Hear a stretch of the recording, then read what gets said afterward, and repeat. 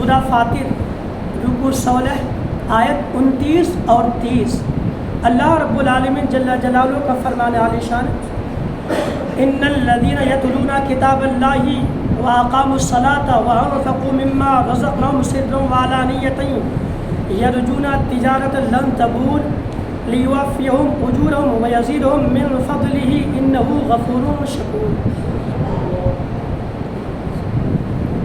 کتنی بار کہا جائے علم ایک عظیم دولت ہے، کتنی بار کہا جائے کہ لوگوں کو احساس ہو کہ بھئی علم بھی ہمیں حاصل کرنا سخت سے سخت ضروری ہے۔ ابھی آج کے دور میں مولا کریم ہم سب کو عمل کے توفیق عطا کرے۔ آمین۔ پتہ نہیں ہم مسلمانوں کا زیور ہے علم، اسی کو الگ کر کے بیٹھے۔ علم مسلمانوں کا زیور ہے، لیکن مسلمانوں نے اس کو اپنے گلے سے اتار کے الگ کر دیا۔ یاد رکھیے گا، دنیا اور آخرت میں ترقی کرنا ہو نا تو پڑھیے، دین پڑھیے، دنیا بھی پڑھیے، دینی علوم بھی سیکھیے، عصری علوم بھی حاصل کیجیے۔ اگر ترقی کرنا ہے دونوں جہاں، ورنہ جاہلوں کا ٹھکانہ کل بھی کہیں اور تھا اور آج بھی کہیں اور۔ پڑھیے، اپنے بچوں کو پڑھائیے، دین بھی پڑھائیے، دنیا بھی پڑھائیے۔ دنیا اس لیے بھی پڑھا لے کہ تاکہ آج ہماری ضرورت ہے قوم کو جو لگتی ہے اس کے کام آ سکے اولاد۔ دین اس لیے پڑھائیے تاکہ دنیا پڑھ کے برباد نہ ہو جائے، دنیا پڑھ کے ایمان بیچ نہ دے، اس لیے دین پڑھائیے۔ اور اس لیے بھی دین پڑھائیے کہ آخرت میں کامیاب کرنے والا علم دین کا ہی ہے۔ خداوند قدوس ہم سب کو عمل کی توفیق عطا فرمائے۔ قرآن کریم کی ان دونوں آیتوں کا مفہوم ملاحظہ فرمانے، اللہ فرماتا ہے ان الذین یتلون کتاب اللہ، بے شک وہ جو اللہ کی کتاب پڑھتے ہیں۔ قرآن کریم بے شک وہ جو اللہ کی کتاب پڑھتے ہیں، کتاب پڑھنے کے بعد واقاموا الصلاۃ، اور نماز قائم کرتے ہیں۔ جنہوں نے جو اللہ کی کتاب پڑھتے ہیں اور نماز قائم کی، وَأَنفَقُوا مِمَّا رَزَقْنَاهُمْ سِرًّا وَعَلَانِيَةً، اور ہمارے دیے میں سے کچھ ہماری راہ میں چھپے اور ظاہر خرچے کیا۔ اللہ کی کتاب کی تلاوت کی، نماز کی پابندی کی۔ رب نے جو مال دیا ہے ان مالوں میں سے کبھی ظاہری طور پر کبھی باطنی طور پر خدا کی راہ میں خرچ کیا۔ تو یہ خرچ کرنا کیا ہے؟ اللہ فرماتا ہے کہ سرًا وعلانیۃ یرجون تجارۃ لن تبور، ایسی تجارت کی امید رکھتے ہیں جس میں کبھی ٹوٹا نہیں۔ جنہوں نے خداوند قدوس کی کتاب کی تلاوت کی، نماز قائم کی، خدا کی راہ میں خرچ کیا، اپنا مال چھپا کر کے کبھی دکھا کر کے راہ خدا میں دیا۔ راہ خدا میں مال دینا اللہ نے کہا یہ تجارت ہے۔ یہ کیا ہے؟ تجارت سمجھتے ہیں نا، کہیں سے سامان لائے کہیں لا کے بیچ دیے۔ یہ لینا خریدنا بیچنا تجارت کے حکم میں آتا ہے۔ تو بہت لوگ تجارت کرتے ہیں، کوئی کپڑوں کا تاجر ہے، کوئی زمینی پیداوار کا تاجر ہے، کوئی لوہا وغیرہ کا تاجر ہے، کوئی اور کس چیز کا تاجر بنا ہے، تجارت کرتا ہے، خریدتا ہے، بیچتا ہے۔ تجارت میں دونوں پہلو ذہن میں ہوتا ہے، نفع بھی ہو سکتا ہے اور نقصان بھی ہو سکتا ہے۔ ذرا بولے، دونوں پاسبل ہے نا، دونوں ممکن ہے نا، کبھی فائدہ بھی ہو سکتا ہے اور کبھی گھاٹا بھی ہو سکتا ہے نا۔ کیسے آپ اندور گئے، بمبئی گئے، گجرات گئے، وہاں سے کوئی سامان خرید کر لائے، یہاں بھاؤ اتر گیا، کیا کریں گے؟ ہو سکتا ہے، تجارت ہے۔ لیکن اللہ سے کبھی تجارت کر کے دیکھیں، بندہ بندے سے تجارت کرتا ہے، نقصان ہونے کا بھی امکان ہے، لیکن بندہ خدا سے تجارت کرے، خود خدا کے تک کبھی نقصان نہیں ہوگا۔ رب فرماتا ہے کبھی نقصان نہیں ہوگا، یہ رب العالمین نے فرمایا ہے۔ وَأَنفَقُوا مِمَّا رَزَقْنَاهُمْ سِرًّا وَعَلَانِيَةً، یرجون امید کرتے ہیں تجارت لن تبور، ایسی تجارت کی جس میں کوئی ٹوٹا نہیں، کبھی گھاٹا نہیں ہوگا۔ لن تبور، کبھی گھاٹا نہیں ہوگا، یعنی جو خدا سے تجارت کرتا ہے، مطلب یہ کہ جو خدا کی راہ میں دیتا ہے، خدا کی راہ میں دے دیا۔ کوئی تجارت ایسی بھی ہوتی ہے نا کہ بندہ پیسہ بھیج دیا، مال منگا 1 مہینے کے بعد، ایسی بھی تجارت ہوتی ہے۔ مال منگا لیا، پیسہ بعد میں دیتا ہے. اب آج تو ایسا ہوتا ہے آن لائن مال منگا لیا، بندہ دیکھا، بیپاری اگر ہمیشہ کا ہے تو پھر ہاں ٹھیک ہے 1 مہینے کے بعد دوں گا. لوگ ایسی بھی تجارت کرتے ہیں کہ پہلے ادھاری چکایا پھر ادھار لے کر کے آیا. ایسا بھی ہوتا ہے نا کہ اگلے ادھاری چکا دیا، اب جو لے گا اس کی بھی ادھاری کر کے لاتا ہے، یہ اگلے بار دوں گا. اگر دکاندار یہ سوچے پتہ نہیں دے نہ دے تو سامان بیچے گا وہ. ابھی اکثر تجارت تو ایسی ہے نا کہ بھائی سامان منگا لیتا ہے بندہ، دھیرے دھیرے پیسہ دیتا ہے. تو ہر تاجر کو ڈر تو رہتا ہے پتہ نہیں لینے والا دے نہ دے، کھا لے کیا ہو نہیں ہو، مگر پھر بھی رسک لیتا، دے دو بھائی، نہیں دیں گے تو کریں گے کیا، بیچیں گے کیا، نہیں بیچیں گا تو ہوگا کیا، اس لیے دے دو. یہ بھی ڈر رہتا ہے کہ تاجر غائب ہو گیا، خریدنے والا کہاں ڈھونڈیں گے اس کو، جا سکتا مگر پھر بھی دیتا خطرہ ہے. دے دیا، پیسہ بعد ملے گا 1 مہینے کے بعد. آپ اللہ کی راہ میں خرچ کرو، اللہ کی راہ میں خرچ کرو، ثواب خدا آپ کو آخرت میں عطا کرے گا. ثواب کہاں دے گا؟ کہاں دے گا؟ قیامت کے دن خدا ثواب دے گا، لیکن برکتیں یہاں بھی عطا فرماتا ہے. یہ ایک ایسی تجارت ہے جس کی برکت دنیا میں مل جاتی ہے، ثواب خدا آخرت میں عطا فرماتا ہے. یہ دکاندار کی تجارت نہیں ہے کہ ڈوبنے کا بھی خطرہ ہو، یہ خدا سے بندہ تجارت کے معاملے. رب نے کہا یرجون تجارت لن تبور، راہ خدا میں دینا ایسی تجارت کی امید رکھتا ہے بندہ جس میں کبھی نقصان نہیں ہو. اور یقیناً یہ پوری دنیا میں جب سے دنیا میں انسانوں کی آبادی ہوئی ہے، جن لوگوں نے خدا کی راہ میں دیا ہے کبھی نقصان نہیں اٹھایا ہے، کبھی نقصان نہیں اٹھایا ہے. بے شمار روایتیں، قرآن کریم کی آیتیں، احادیث کریمہ کے روایتیں پڑھ کے دیکھ لیجیے جس میں یقین کامل سے خدا کی راہ میں دیا ہے نا، خدا نے دنیا میں برکتیں بے شمار دی اور ثواب اجر عظیم تو انشاءاللہ خدا آخرت میں عطا فرمائے. اس تجارت میں کبھی نقصان نہیں. رب نے کہا لیوفیہم اجورہم ویزیدہم من فضلہ انہ غفور شکور، تاکہ ان کو ان کا بھرپور بدلہ دیا جائے. لیوفیہم اجورہم، اس کو پورا اجر دیا جائے. وَيَزِيدُهُم مِّن فَضْلِهِ، اور خدا اپنے فضل سے انہیں مزید عطا فرمائے. ایسی تجارت ہے، اللہ فرماتا ہے کہ نقصان کا ڈر نہیں، اور خدا فرماتا ہے کہ جو تم خدا کی راہ میں تجارت کرو گے، یعنی خدا کی راہ میں خرچ کرو گے، اللہ پورا تم کو دے گا. لیکن خدا فرماتا ہے وَيَزِيدُهُم مِّن فَضْلِهِ، اللہ اپنے فضل سے مزید اور تم کو عطا فرمائے گا. انہ غفور شکور، بے شک اللہ بخشنے والا قدر فرمانے والا ہے. یعنی جس نے بھی آج تک خدا کی راہ میں دیا ہے، تاریخ اٹھا کے دیکھ کبھی نقصان میں نہیں رہا، وہ دنیا میں فائدے میں رہا ہے، مرنے کے بعد تو خدا بے شمار نعمتیں عطا فرمائے. اس لیے رب العالمین کے بارگاہ میں جھکیں، نمازوں کی پابندی کریں. رب نے مال دیا ہے تو خدا کی راہ میں خرچ بھی کریں. دنیا میں اگر برکتیں چاہتے تو خدا کی راہ میں خرچ کریں، آخرت میں اجر عظیم چاہتے تو راہ خدا میں خرچ کریں. یہاں 3 کام کا ذکر ہے. ایک ہے ان الذین یتلون کتاب اللہ کی کتاب کی تلاوت کرنا، واقاموا الصلاۃ، نماز قائم کرنا، وانفقوا مما رزقناہم سرا وعلانیۃ، کبھی چھپا کر کے کبھی دکھا کر کے خدا کی راہ میں خرچ کرنا. جو یہ کام کرے گا رب فرماتا ہے خدا ان کو مزید اپنے فضل سے زیادہ عطا فرمائے. سے ایمان رکھے. اچھا یہ جو میں کہہ رہا ہوں اس پر میری زبان پر نہیں، لیکن اللہ کا کلام 22 پارہ سورہ فاطر رکو نمبر 16 آیت نمبر 29 اور 30، اس پہ ایمان ہے کہ نہیں؟ بولے ذرا، آپ کو اس پہ ایمان ہے؟ قرآن پہ ایمان ہے نا؟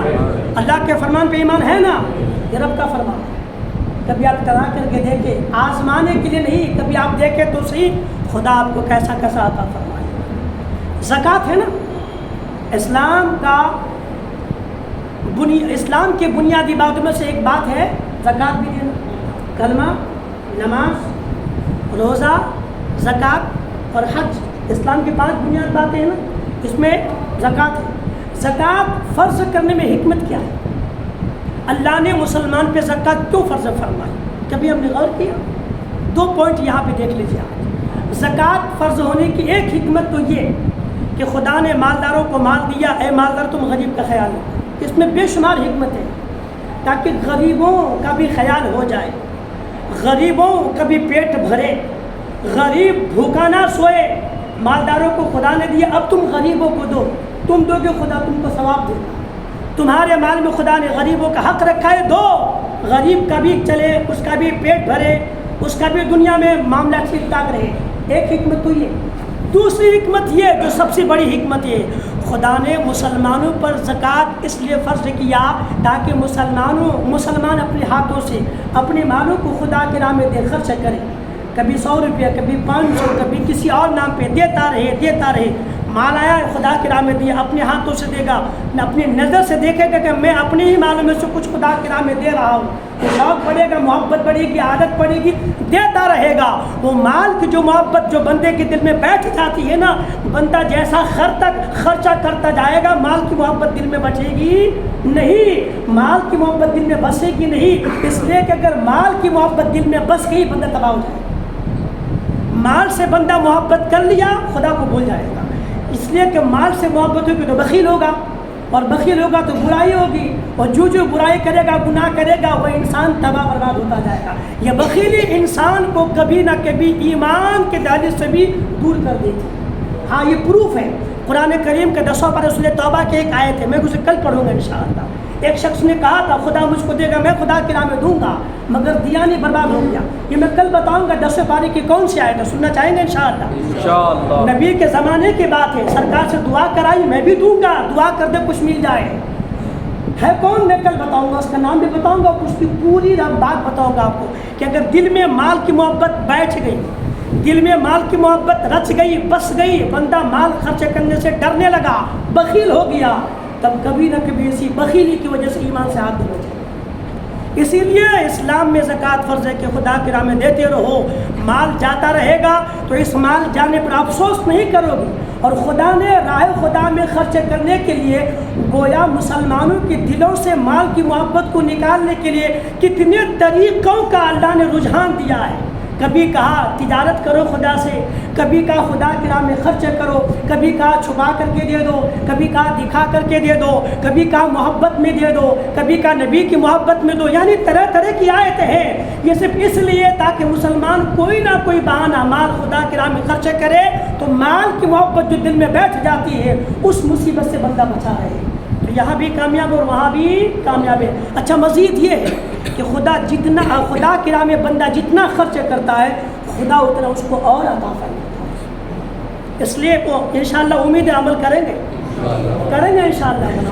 ایک آیت اور میں پڑھنا چاہتا تھا، وقت ہوگا میں پڑھوں گا. 27 پارہ سورہ حدید رکوع نمبر 17 اور آیت نمبر 10 کا ایک حصہ ہے. میں بھی انشاءاللہ وقت ہوگا تو میں آپ کو پڑھ کے سناؤں گا. لیکن یہاں پر ایک حدیث میں آپ کو سناؤں کہ جو زکوٰۃ دینے کا حق رکھتا ہے مگر زکوٰۃ نہیں دیتا ہے اس کا نقصان کیا ہے. بخاری شریف کی یا مسلم شریف کی حدیث پاک غالباً جناب ابو ہریرہ رضی اللہ تعالیٰ عنہ اس حدیث کے راوی ہیں. میں الفاظ پڑھ دیتا ہوں، آپ سن لیجیے.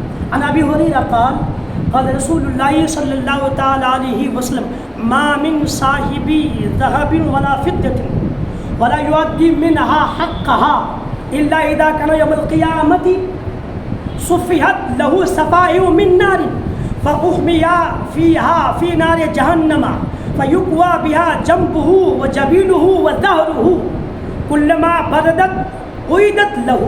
یہ حدیث پاک مسلم شریف. کہتے ہیں سبحان اللہ. اس کی وعید پر نہیں، نبی کا فرمان پر. حدیث مقدسہ سن لیے، اس سننے پر کہتے ہیں سبحان اللہ. ان حدیثوں کو سننا تو آپ کو جانا پڑے گا بڑے بڑے دارالعلوم، وہاں جا کر کے بیٹھنا پڑے گا، وہاں 10 سال پڑھیے پھر ان حدیثوں کا مطالعہ کرنے کو وہاں نصیب ہو پائے. الحمدللہ ہمیں آج یہیں بیٹھے بیٹھے احادیث کریمہ سننے کو مل رہی ہے اور خدا نے ہم کو سعادت عطا فرمائی ہے. اس حدیث کا مطلب کیا ہے؟ جناب ابو ہریرہ رضی اللہ تعالیٰ عنہ فرماتے ہیں کہ حضور صلی اللہ علیہ وآلہ وسلم نے فرمایا، اس حدیث کا مطلب یہ ہے کہ جو انسان سونا چاندی یا کسی اور چیز کا نصاب کا حقدار ہو، حق رکھے، یعنی وہ صاحب نصاب ہو، سونے کا ہو، چاندی کا ہو، یا پھر وہ کچھ پیسہ ایسا ہو جو 52 تولہ چاندی خرید سکتا ہو، اس کا وہ انسان اس نصاب کو رکھتا ہو، وہ صاحب نصاب ہو. اب اگر وہ سونا یا چاندی یا اس نصاب کے زکوٰۃ نہیں نکالتا ہے تب کیا ہوگا؟ اللہ کے نبی صلی اللہ علیہ وآلہ وسلم فرماتے ہیں کہ الا اذا کان یوم القیامت، جب قیامت کا دن ہوگا جو لوگ زکوٰۃ نہیں دے رہے ہیں جو زکوٰۃ ادا میرے طرف سے جو زکوٰۃ ادا نہیں کر رہے ہیں ان کا نقصان کیا؟ نبی فرماتے ہیں الا اذا کان یوم القیامت، جب قیامت کا دن ہوگا تب کیا ہوگا؟ صفحت لہو صفائح من نار، وہی سونا چاندی کی سلیں بنائی جائیں گی. سل سمجھتے ہیں نا، وہ چپٹی ہوتی ہے چوڑی، سل بنائی جائے گی، انہیں سونے چاندی کی سل بنائی جائے گی. ان سلوں کو کیا جائے گا؟ فاحمیا فیہا فی نار جہنم، پھر ان سونے چاندی کی سلوں کو بنا کر کے جہنم کی آگ میں جلایا جائے گا، دبایا جائے گا. فاحمیا فیہا فی نار جہنم فیکوی بہا جنبہ وجبینہ وظہرہ، پھر اسی سونے چاندی کی سل کو جہنم کی آگ میں جلا کر کے اسی سل سے، آتشی سل سے اس بندے کے کروٹ کو، اس بندے کے پیشانی کو، اس بندے کے پیٹھ کو داغا جائے. لو چکھو مزہ جو زکوٰۃ ادا نہیں کرتے. اچھا جب وہ سل ٹھنڈی ہو جائے گی، کلما بردت، جو وہ ٹھنڈی ہو جائے گی، اعیدت لہو، پھر وہ واپس اس کو سزا دینے کے لیے ان کو پھر جہنم کی آگ میں جلایا جائے گا، اور پھر گرم کر کے جلا کر کے پھر ان سلوں سے ان کو سزا دیا جائے گا. خدا نے جس کو مال دیا ہے زکوٰۃ نہ دے، بخیلی کرے تو آخرت میں عذاب بھگتنے کو تیار ہو. اس لیے اگر آخرت کی مصیبت سے بچنا چاہتے ہیں، دنیا میں اگر برکتیں چاہتے ہیں، رب نے مال دیا ہے تو خدا کے راہ میں خرچ کریں. خرچ کرنے کا اللہ بدلہ بھی دے گا اور برکت بھی عطا فرمائے گا. کس طرح سے؟ ایک حدیث شریف بخاری شریف میں بھی ہے اور مسلم شریف ہے. حدیث کے الفاظ میں اس کو متفق علیہ کہا جاتا ہے. وہ کیا ہے؟ مفہوم سنیے. بھی اس حدیث کے راوی جناب ابو ہریرہ رضی اللہ تعالیٰ عنہ. سن رہے ہیں نا؟ عمل کریں گے انشاءاللہ. خدا کی راہ میں جو بھی ہو سکے گا آپ سے، میں نے کہ پورا گھر لٹا دیجیے، لیکن جو بھی اللہ توفیق دے کچھ نہ کچھ خدا کی راہ میں دے کریں گے انشاءاللہ. سنیے، نہیں دیں گے تو نقصان کیا ہے اس حدیث میں ہے، دیں گے تو فائدہ کیا اس حدیث میں ہے. جناب ابو ہریرہ رضی اللہ تعالیٰ عنہ فرماتے ہیں کہ ہم نے حضور صلی اللہ علیہ وآلہ وسلم سے سنا. اس حدیث کا پورا نچوڑ، اس کا مفہوم یہ ہے کہ بنی اسرائیل کے 3 شخصوں کو اللہ نے آزمانا چاہا. بنی اسرائیل، سرکار کی آمد پاک سے پہلے جناب یعقوب علیہ السلام اللہ کے نبی آئے، ان کی اولاد کو بنی اسرائیل کہا جاتا ہے نا. ان کی اولاد کو اللہ نے، بنی اسرائیل قوم کو اللہ نے آزمانا چاہا. یاد رکھیں، خدا اس لیے آزمانی تھی کہ خدا پتا کرے ایک بندہ کیا کرتا نہیں کرتا. اللہ کو تو سب معلوم ہے، اللہ سب جانتا ہے نا. ہمارے دل میں کیا ہے خدا جانتا ہے، کل کیا کریں گے، 100 سال بعد کیا ہوگا، اللہ سب جانتا ہے. اس لیے کہ اللہ عالم الغیب والشہادہ ہے. یہ آزمائش بندوں کے لیے ہے کہ تو کیا کرتا ہے. اللہ نے بنی اسرائیل کے 3 شخصوں کو آزمانا چاہا. وہ 3 کون تھے؟ ایک انسان کوڑ ہی تھا، کوڑ کا مرض تھا، ہے نا، وہ مریض تھا، کوڑ کا، کوڑی تھا. دوسرا گنجا تھا، اور تیسرا انسان اندھا تھا. اللہ نے ایک فرشتہ بھیجا ایک شکل میں. وہ فرشتہ آیا، غالباً انسانی شکل میں آیا ہوگا. اب انسان کے پاس وہ انسانی شکل میں آیا تھا، ایک شکل میں آیا فرشتہ اللہ کا. اور سب سے پہلے ملا کس سے؟ کوڑی سے. کوڑی سے مل کے کہا کہ تجھے کیا چیز پسند ہے؟ تو اس نے کہا کہ یہ جو مجھ میں کوڑ کا مرض ہے، میں چاہتا ہوں کہ بیماری مجھ سے دور ہو جائے، مجھ کو چمڑی اچھی مل جائے، مجھ کو چمڑی اچھی مل جائے، رنگ میرا کھل جائے، اور یہ جسم کی جو بیماری کوڑ کی یہ خدا دور فرما دے. اس فرشتے نے اس انسان کو ہاتھ لگا دیا اور بیماری دور ہو گئی. اس بیماری یہ حدیث ہے نا، یہ وہ بھی بیان کرتے ہیں جو نبی کے اختیار کو نہیں مانتے. یہ وہ بھی بیان کرتے ہیں، یعنی دیوبندی، وہابی، خارجی، قادیانی، سب وہ بھی بیان کرتے ہیں ان حدیث کو، اس حدیث کو، جو نبی کے اختیار کو نہیں مانتے. اچھا ایک بات بتائیے، نبی کی عظمت بڑی ہے کہ فرشتے کی عظمت بڑی ہے؟ ذرا بولے، اونچا بولے. جب ایک فرشتہ ہاتھ لگا بیمار اچھا ہو، نبی ہاتھ لگا دے تو سبحان اللہ. فرشتہ ہاتھ لگا دے تو کوڑ اچھا ہو جائے، بیماری دور ہو جائے. جس نبی کا مقام مخلوق میں سب سے بلند و بالا ہے، سب سے برتر ہے. امام عشق و محبت نے نہیں کہا سب سے اولا و اعلیٰ ہمارا نبی، سب سے بالا و بالا ہمارا نبی. کون دیتا ہے دینے کو منہ چاہیے، دینے والا ہے سچا ہمارا نبی. تو جب نبی کے صدقے میں جس فرشتے کی پیدائش ہوئی ہے وہ ہاتھ لگا دے تو کسی کو شفا ملے، نبی ہاتھ لگا دے تو یہ نبی کی عظمت ہے. یہ ان پاگلوں کو نہیں پتا. نبی کی عظمت سمجھنا ہو تو پھر عشق مصطفیٰ دل میں بساؤ، تب سمجھ میں آئے گا عظمت مصطفیٰ کس چیز کا نام ہے. فرشتے ہاتھ لگا دیا نا، اچھا ہو گیا. وہ اب کہا فرشتہ نے تجھے کون سا مال پسند ہے؟ روایت میں آتا ہے کہ جو راوی ہے وہ بیان کرتے کہ سننے میں مجھ کو لگا کہ نبی نے کہا ہوگا اونٹ یا پھر گائے. لیکن زیادہ روایت اونٹ ہی کی ہے. اس نے کہا مجھے اونٹ پسند ہے. سن رہے ہیں نا, مجھے اونٹ پسند ہے. فرشتے نے اس کو ایک اونٹ دیا, 10 مہینے کی گابھن اونٹنی دے دیا. 10 مہینے کی گابھن اونٹنی اس کو دے دیا اور کہا اللہ اس میں برکت عطا فرمائے. فرشتہ آگے گیا, اس انسان سے ملا جو گنجا تھا. اس سے مل کے کہا کہ تجھے کیا چیز پسند ہے؟ تو کہا لوگ مجھ سے دور بھاگتے, میں گنجا ہوں, شکل اچھی نہیں ہے, تو میرا بال ہو جائے سر پہ. فرشتے نے ہاتھ پھیرا, اس کا بال ہو گیا. پھر کہا تجھے کون سا مال پسند ہے؟ تو اس نے کہا مجھے گائے پسند ہے.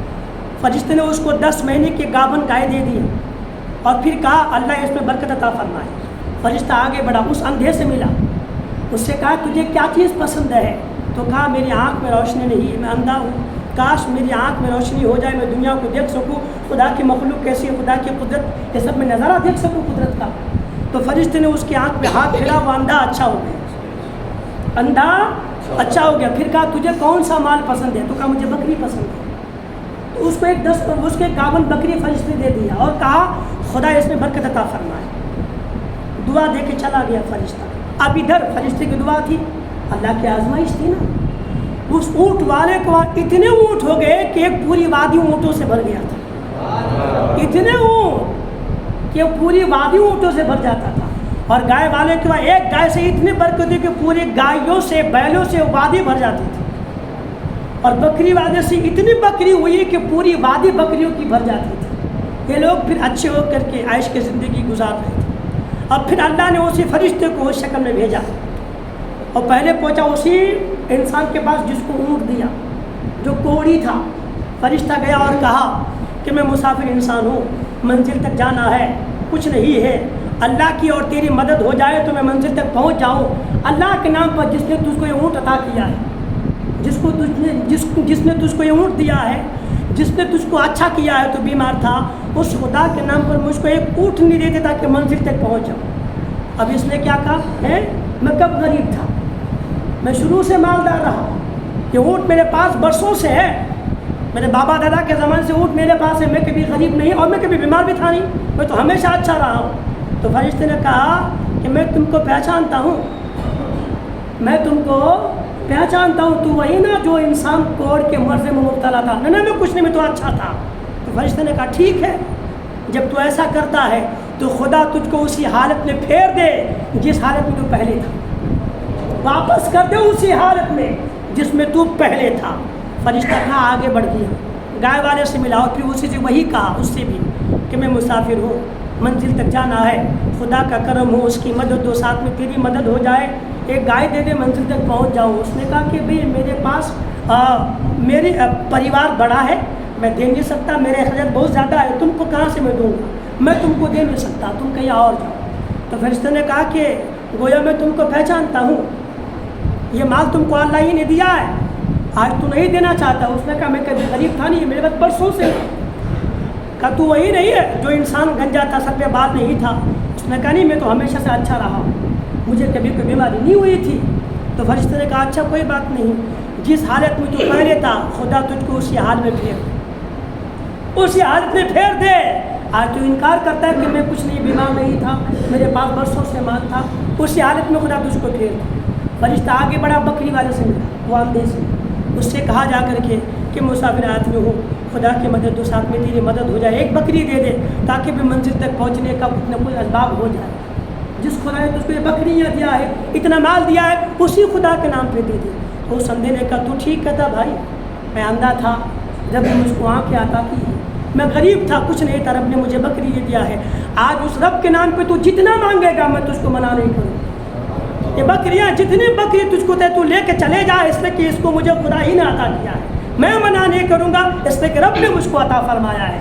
اس فرشتے نے کہا کہ مبارک ہے, بکری رکھو تمہارے پاس, مجھے بکری کی ضرورت نہیں ہے, یہ تو تم تینوں کا امتحان تھا, تمہارے 2 ساتھی فیل ہو گئے, تو اس امتحان میں پاس ہو گیا. وہ اسی حالت میں چلا گیا, کوڑھی اور گنجا, نہ مال رہا, پھر بیماری بھی آ گئی, اور تو نے خدا کے دل میں, خدا کی راہ میں دل بڑھا کر کے مال خرچ کرنے کی بات کہی ہے, پاس ہو گیا, اب مال بھی تمہارا ہے, تو اچھا رہے گا, خدا اس میں برکت عطا فرمائے. جو خدا کی راہ میں نہیں دے گا, نقصان یہی ہے کہ آج دیا ہے کل خدا لے بھی سکتا ہے. اجی جو خدا دینا جانتا وہ خدا لینا بھی جانتا ہے. جو خدا کبھی کسی کو دے کے آزماتا ہے کبھی لے کے آزماتا ہے. رب اگر مال دیا تو بخیلی نہ کرے, کنجوسی نہ کرے, دل بڑا کرے. ہمارا ہے کیا, سب اللہ ہی کا ہے. یہ جان بھی خدا کی, جسم بھی خدا کا ہے, یہ ساری چیزیں خدا کی ہے. یہ سب کچھ اللہ تبارک و تعالیٰ ہی کا ہے. اس میں بخیلی کر کے ہم کریں گے کیا سوائے نقصان کے. آج بخیلی کر جائیں گے, کل مریں گے تھوڑی مال لے کے جائیں گے. خالی ہاتھ جانا پڑے گا, قیامت میں پھر کیا خدا کو منہ دکھائیں گے. اس لیے مسلمانوں, رب نے اگر مال دیا ہے تو دل بڑا کر کے خدا کے راہ میں خرچ کر کے دیکھیں. خدا نے خود کہا ہے مولا تم کو پورا پورا اجر بھی دے گا, بدلہ بھی دے گا, مزید اور عطا فرمائے گا. آخرت میں خدا ثواب عظیم بھی عطا فرمائے گا. اللہ سے دعا ہے مولا کریم ہم سب کو, تمام مسلمانوں کو سننے سے زیادہ عمل کرنے کی توفیق عطا کرے. وقت ہو جائے گا زیادہ. وہ جو آیت میں نے سورہ حدید کی بتانی چاہیے تھی کل بتاؤں گا انشاءاللہ. اور ایک وہ سرکار کے زمانے کے ایک شخص کا جو واقعہ وہ بھی کل بتاؤں گا. بس خداوند قدوس ہم سب کو سننے سے زیادہ عمل کرنے کی توفیق عطا کرے. ایک مسئلہ سن لیجیے زکوٰۃ کے تعلق سے. تو یہ کہ اگر کوئی بندہ ہے اور کسی وقت اس نے کوئی مال گروی رکھا ہے, گروی سمجھتے ہیں نا, رہن میں رکھا ہے, گروی رکھا ہے, کسی کے پاس بھی رکھا ہے نا, تو علماء فرماتے ہیں کہ گروی جو چیز رکھی گئی ہے اس پر زکوٰۃ نہیں, جس کے پاس رکھی گئی ہے اس پر بھی نہیں, جس نے گروی رکھی ہے اس پر بھی نہیں ہے, اس پہ زکوٰۃ ہی نہیں ہے. جب یہ چھڑا لے گا پھر اس کے بعد سے پھر پچھلا بھی نہیں ہے. قرضہ کا معاملہ الگ, میں بتاؤں اگر یاد ہو میں اس کو ریپیٹ کر دیتا ہوں. یہ جو مال مرتہن ہے جو گروی رکھے ہیں, اگر ابھی زکوٰۃ بندہ نہیں ادا کر پا رہا ہے, مال تو ہے مگر گروی رکھا ہوا ہے, تو ان مالوں کی زکوٰۃ نہ ان کو دینی ہے جو گروی دیا ہے, نہ ان کو دینی ہے جو گروی رکھا ہے. جب یہ چھڑا لے گا نا, جب بھی چھڑائے گا اس وقت پھر اس کو بندہ یہ ان مالوں کا زکوٰۃ وہاں سے ادا کرے گا. قرضہ کا معاملہ ایسا نہیں. قرضے کا معاملہ ایسا ہے کہ اگر آپ نے کسی کو قرضہ دیا ہے اور وہ ابھی ادا نہیں کرتا اور آپ صاحب مال ہیں, صاحب نصاب ہیں, آپ ابھی زکوٰۃ آپ پر لازم ہے دینا, آپ زکوٰۃ ادا کر رہے ہیں, کسی کو 2 لاکھ ادھار دیا وہ دے نہیں رہا ہے, تو ان پیسوں کی زکوٰۃ ہے کہ نہیں؟ علماء فرماتے ہیں اس کی زکوٰۃ ہے. لیکن 2 آپشن ہیں, وہ بھی آپ کی آسانی کے لیے. ایک آپشن یہ ہے جو 2 لاکھ آپ کسی کو قرضہ دیے ہیں, آپ جو مالوں کا جو مالوں کی اور پیسوں کی زکوٰۃ نکال رہے ہیں, ان کے ساتھ میں ان قرض والے پیسہ جو کسی کو دے کے رکھے ہیں وہ 2 لاکھ کی زکوٰۃ ابھی نکال دیں, یا پھر جب وہ پیسہ آپ وصول کر لیں گے قرض والا, جب بھی وصول کر پائیں گے تب ان پیسوں کی زکوٰۃ نکالیں. اگر تب نکالیں گے تو پھر معاملہ یہ ہوگا کہ اگر اس نے 2 سال کے بعد دیا تو پھر پچھلے 2 سال کی زکوٰۃ آپ کو نکالنی پڑے. اگر ابھی سے دے رہے ہیں تو جب وصول کریں گے کوئی زکوٰۃ کا معاملہ نہیں ہے, وہ مال اس کے زکوٰۃ پہلے نکال سکتے ہیں تو بھی چلے. جب ملے گا پیسہ تب زکوٰۃ نکالیں گے تو بھی چلے گا, مگر تب نکالیں گے تو پچھلے جتنے سال تک ان 2 لاکھ کے زکوٰۃ نہیں دیے ہیں ان تمام سالوں کا حساب کر کے اس وقت پھر ان تمام سالوں کے زکوٰۃ آپ کو. اس لیے خدا نے مال دیا ہے تو اللہ سے دعا کرے مولا ہمیں عثمان غنی جیسا دل بھی عطا فرما. اللہ نے مال دیا ہے تو خدا کے راہ میں ہمیں خرچ کرنے کی توفیق بھی عطا فرما. الفاتحہ. بسم اللہ.